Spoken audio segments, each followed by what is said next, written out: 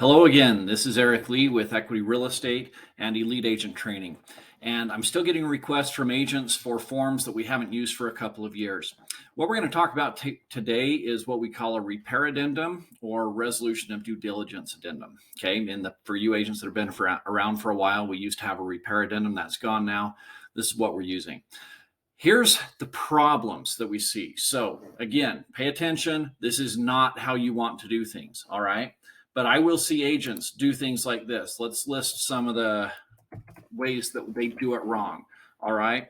Seller to pay up to $5,000 in buyer's closing costs. All right. Let's say that we put that in there because rather than negotiate repairs, we're just going to have the seller pay money in closing costs. All right. We could also do, let's see, seller to complete repairs as listed in attached inspection report. All right. Or we could even list out seller to complete the following repairs and then list out, let's say 1 through 10 items. Okay. All right, let's say that we put these things in here. Let's talk about them one by one, the problems that this causes. And I've done a separate video where we talk about the closing costs, but it is in the resolution of due diligence addendum. So if you want more details, you can go to that one. But basically, you've used the wrong language, okay? And I'll show you why when we get to the actual addendum, okay? The next one, seller to complete repairs as listed in attached inspection report. If you attach an inspection report or even reference an inspection report. So if you said seller to complete repairs on page 9 of the inspection report, if you reference that inspection report, then the lender or the underwriter has a right to ask for it. And they can make that a part of their underwriting process. And if you give that inspection to an underwriter, they can take the negotiating control away from you, away from the buyers, away from the sellers, away from the agents. And they can say, look, all this stuff has to be done. We're not going to lend on the home. And what could have been a friendly transaction, or at least even a doable transaction, no longer is. Similar line of thought when we say seller to complete the following repairs, and we list out 10 items. All right. And I see some rookie agents do that mistake where they just go through the inspection report and list out everything that there is. And what they're thinking is that, hey, we'll just negotiate back and forth, right? So we'll list out the 10 items, and then the seller will say, look, we're willing to do items 1 through 5, but 6 through 10 or yours. You know, you figured those out. Buyer says, okay, that works for us. That's a good compromise. So we agree on 1 through 5. The problem again is the lender has seen 1 through 10, and they can say, we want all of these done, or we're not going to lend you the money. And again, they've effectively removed the negotiating power from the buyer and the seller. So let's talk about how to handle this stuff properly. We're looking now at the resolution of due diligence addendum. And this is a standardized form. It's one that you need to be using. So first one is closing costs, all right?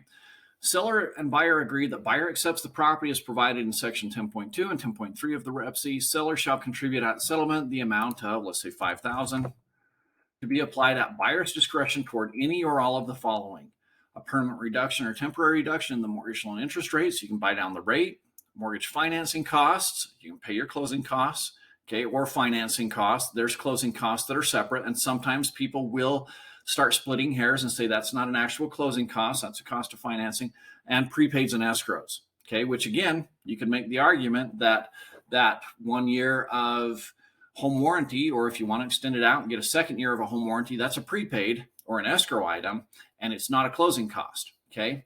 So if I had gone back here to this addendum and said seller to pay up to $5,000 in buyer's closing costs, if my closing costs only totaled $3,000 and I wanted to apply the rest towards prepaids and escrows, or maybe even use it to buy down my mortgage rate, if I had just handwritten it in, I have lost that ability to do this. Okay. So don't handwrite your own language when you have a form that helps you out.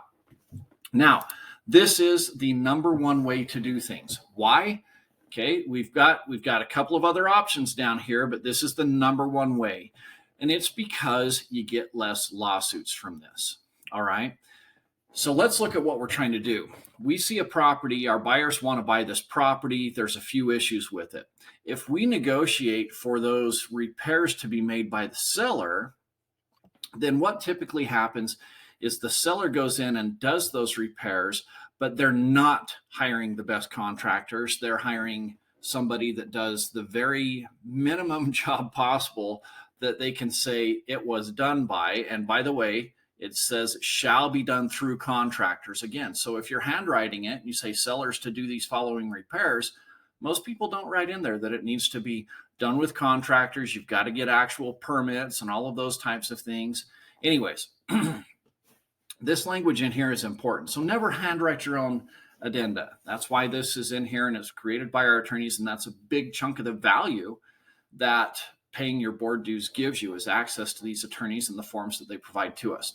Okay, so if we go in here and we say the seller's going to do these repairs, if the seller does those repairs, quite often it is not to the standard that the buyer would have hoped for. Also, the seller paid the contractor, not the buyer. So when the buyer complains later on about the workmanship, they don't have a relationship with that contractor to get those things fixed. And so item number 3 quite often leads to complaints later on down the road. They're wrapping you up in the middle of it. The deal's closed and you just want to walk away, but the clients keep calling and threatening each other through you, saying, hey, these things weren't done right. It's not what we agreed to. And it's a perpetual nightmare. Okay. Now, sometimes we do use item number 3 because repairs have to be made in order to get a loan done. You know, maybe there's some repairs that, like, this home will not get financing without these repairs being done. That's when number 3 should be used.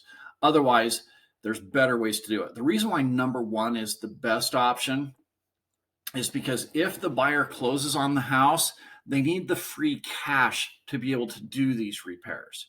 So number 2, we could just reduce the purchase price, you know, so instead of a $500,000 purchase price, we go to $495, right?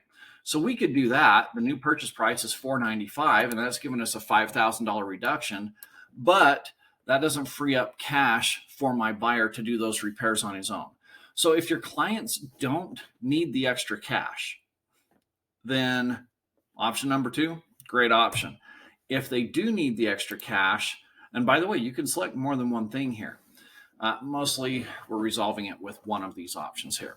So if my buyer needs the cash to do the work, then I'm going to go with option 1. If they don't need the cash, then I could use option 2. If the repairs have to be done prior to closing in order to get financing, then I'm going to go with option 3. Now, the way to do this, again, if I went over here, I never want to reference an inspection report, okay? And I don't even want to negotiate back and forth these types of things. So let's go back here. What do we need to do once we've had our inspection done and we know that there's some things that need to be done prior to closing? What I want to do is super old-fashioned. I want to actually communicate with the other party. I'm going to call them up and I'm going to say, okay, or I could email them. Now, be very clear here. We are not creating a double contract, all right? We are communicating right now. And so whether it's by phone or by email, that's fine. And we can say, I would like these 10 things to be done.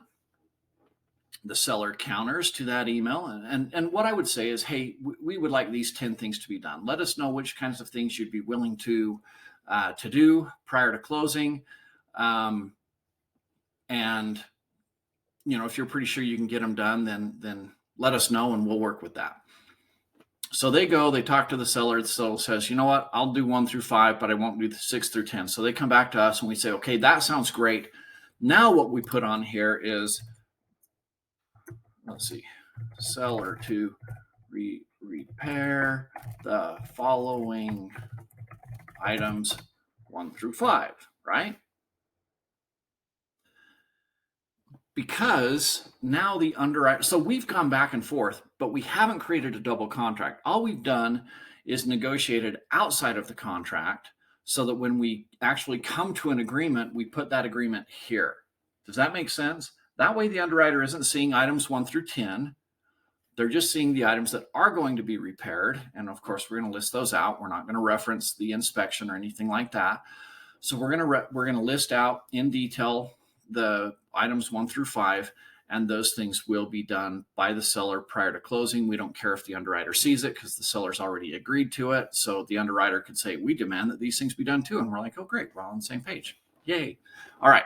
So those are lines 1 through 3. If we have checked item or box 3 that repairs are going to be made by the seller, then 3.1 applies. Otherwise, it doesn't. If we're going to go with item 1 or item 2 and not 3, then 3.1 doesn't apply. Okay.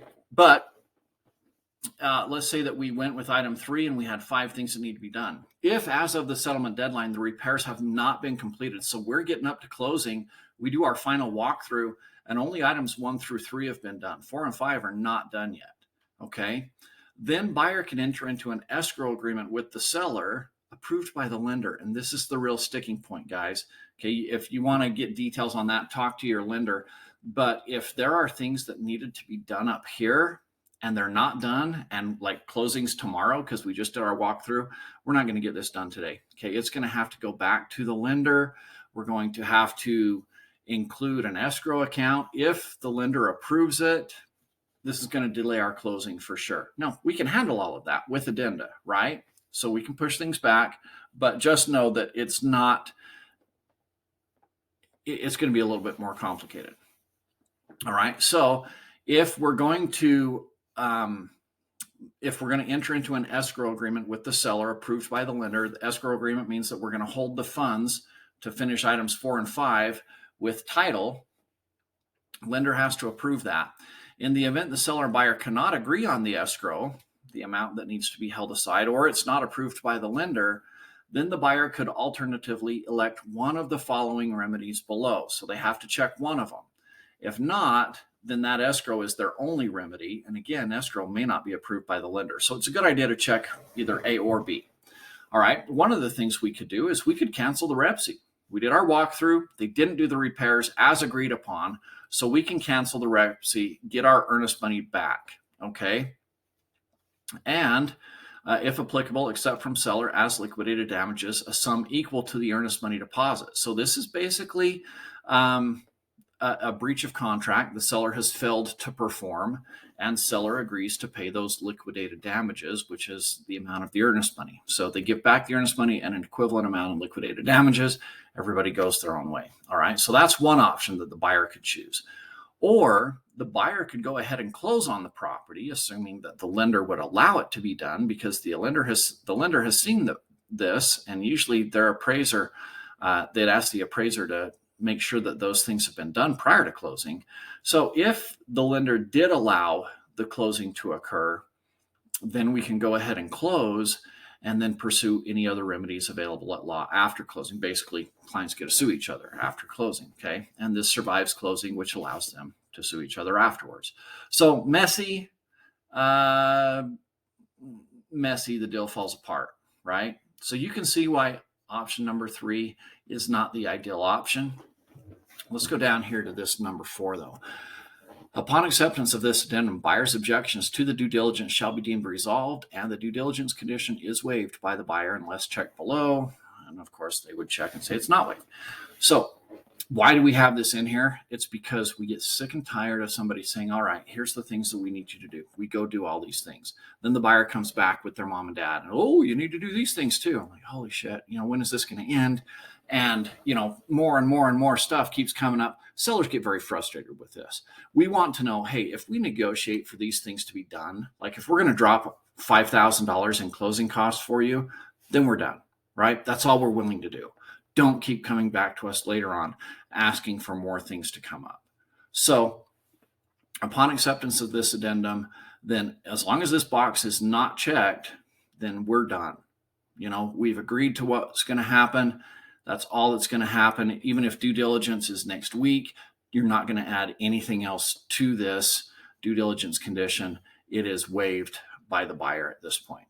All right. So hopefully that makes sense to you. I've gone a little bit longer than I like to do with these short videos, but this is an important addendum that covers a lot of different options for you to resolve due diligence items. Hopefully that was helpful to you. Thanks, guys.